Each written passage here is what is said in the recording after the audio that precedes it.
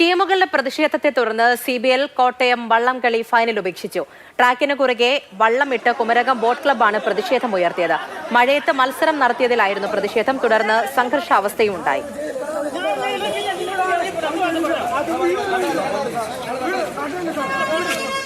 നിധിൻ വിവരങ്ങൾ നൽകും. നിധിൻ, എന്താണ് ഉണ്ടായത്?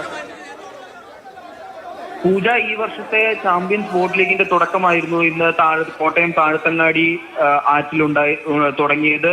മന്ത്രി റിയാസ് ഉൾപ്പെടെ VN വാസുവിൻ ഉൾപ്പെടെയുള്ളവർ വന്ന് കൊട്ടിഘോഷിച്ചാണ് ഈ വർഷത്തെ ചാമ്പ്യൻസ് ബോട്ട് ലീഗ് തുടങ്ങിയത്. എന്നാൽ തുടങ്ങിയ ഉടനെ തന്നെ ഈ മഴ തകർത്ത് പെയ്യുന്നുണ്ടായിരുന്നു. മഴയത്ത് ഹീറ്റ് മത്സരങ്ങൾ നടത്തിയതിലാണ് കുമരകം ടൗൺ ബോട്ട് ക്ലബ്ബ് ആദ്യം പ്രതിഷേധം ഉയർത്തിയത്. കനത്ത മഴയായതുകൊണ്ട് തന്നെ പല തുഴച്ചിലുകാർക്കും ഈ വ്യക്തമായി മത്സരം നടത്താനോ ഒന്നും തന്നെ സാധിച്ചിരുന്നില്ല. മഴയത്ത് മത്സരത്തിൽ പങ്കെടുത്ത കുമരകം ടൗൺ ബോട്ട് ക്ലബിന് ഫൈനലിലേക്ക് കടക്കാനും സാധിച്ചില്ല. ഇതേ തുടർന്നാണ് പ്രതിഷേധം ഉണ്ടായത്.